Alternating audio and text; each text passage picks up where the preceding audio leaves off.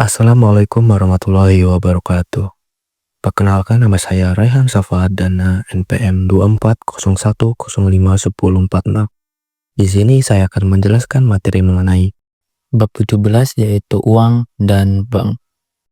Apa sih yang dimaksud dengan uang? Uang adalah alat perantara untuk mengadakan tukar-menukar atau perdagangan. Nah, biasanya tuh uang ini ada kriterianya. Yang pertama, diterima umum, mudah dibawa, tahan lama, dan mudah disimpan tanpa mengurangi nilainya. Pada uang ini terdapat perekonomian barter dan perekonomian uang. Perekonomian barter adalah suatu sistem kegiatan ekonomi masyarakat yang kegiatan produksinya dan perdagangannya masih sangat sederhana.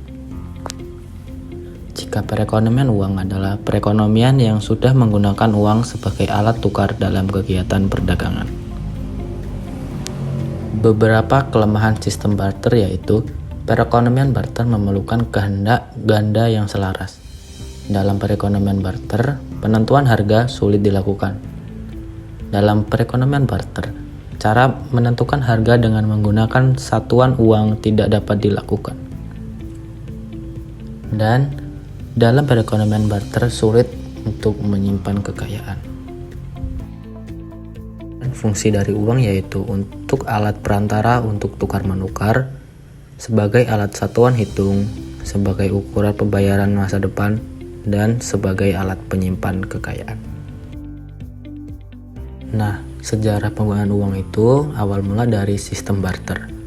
Cara ini bisa berjalan selama tukar-menukar masih terbatas dengan beberapa jenis barang saja. Dan yang kedua, uang barang. Macam-macam barang yang telah dipakai sebagai uang barang adalah seperti kerang, ternak, batu intan, perhiasan, perkakas, beras, dan tembakau. Uang barang memiliki kelemahan seperti sulit dibawa, disimpan, atau dibagi-bagi. Yang ketiga, logam mulia. Emas dan perak mempunyai ciri-ciri yang diperlukan untuk menjadi uang yang baik. Di antaranya dapat digunakan sebagai perhiasan. Emas maupun perak masing-masing mempunyai mutu yang sama. Keduanya tidak mudah rusak dan dapat dengan mudah dibagi-bagi atau dipotong-potong. Yang keempat, uang kertas. Penggunaan uang kertas sebagai alat perantaraan perdagangan berkembang sangat pesat setelah Bank Umum mengeluarkan uang kertas tanpa terlebih dahulu menerima emas dari nasabah. Dan yang terakhir, uang kiral. Apabila seseorang atau suatu perusahaan menitipkan uang di sebuah bank umum, dikatakan orang atau perusahaan tersebut membuka rekening koran pada bank tersebut. Dengan demikian, bentuk uangnya berubah, yaitu dari lembaran-lembaran uang kertas menjadi uang kiral berupa catatan dalam buku-buku bank. Ini permintaan uang.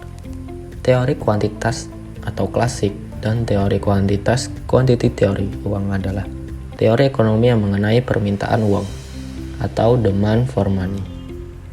Teori kuantitas tergolong sangat tua namun masih memadai dengan keadaan saat ini. Teori kuantitas membahas penyebab utama terjadinya perubahan nilai uang atau tingkat harga. Persamaan pertukaran dinyatakan sebagai MV sama dengan PT, yang dimana M merupakan jumlah uang beredar atau penawaran uang, dan V adalah kecepatan peredaran uang, P tingkat harga, dan T jumlah barang dan jasa yang diperjualbelikan. Selanjutnya adalah bank. Apa sih yang dimaksud dengan bank itu? Bank adalah lembaga keuangan yang berfungsi sebagai perantara keuangan, menyediakan berbagai layanan keuangan, dan mengelola dana dari masyarakat.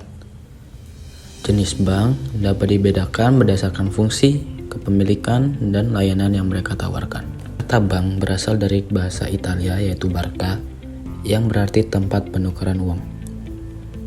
Sedangkan menurut Undang-Undang Perbankan, bank adalah badan usaha yang menghimpun dana dari masyarakat dalam bentuk simpanan dan menyalurkannya kepada masyarakat dalam bentuk kredit dan bentuk-bentuk lainnya dalam meningkatkan taraf hidup rakyat banyak.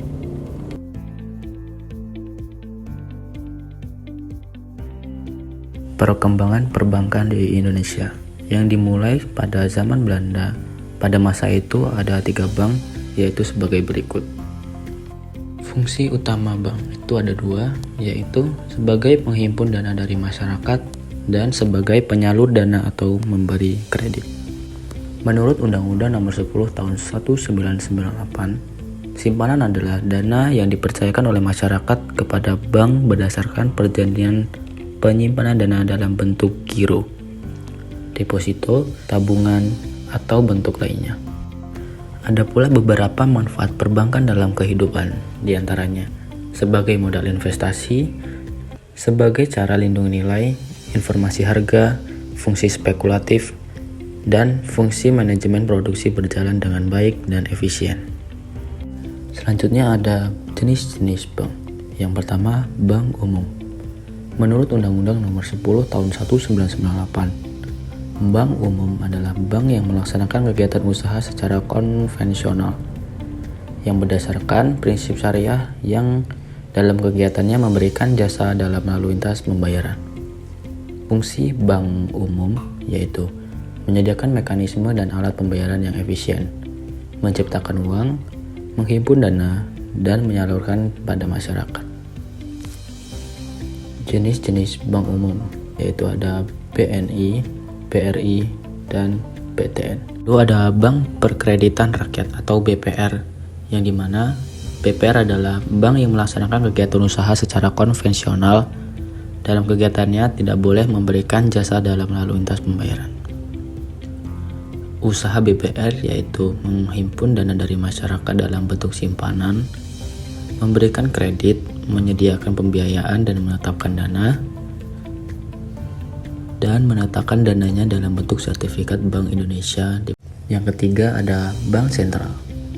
Menurut Undang-Undang Nomor 23 Tahun 1998, Bank Sentral mempunyai status tersendiri dan tidak dapat dipersamakan dengan bentuk bank lain.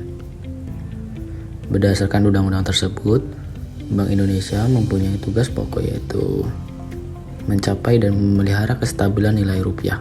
Yang diwujudkan dalam kebijakan tersebut yaitu menetapkan, melaksanakan kebijakan moneter, mengatur dan menjaga kelancaran sistem pembayaran, dan mengatur dan mengawasi bank. Contoh bank sentral itu ada uang kartal, uang giral, dan jasa. Dan yang terakhir ada bank syariah. Bank syariah adalah bank yang didirikan untuk memenuhi kebutuhan manusia akan jasa perbankan. Dengan cara perbankan yang dilakukan terjauh dari yang bertentangan dengan ajaran agama Islam.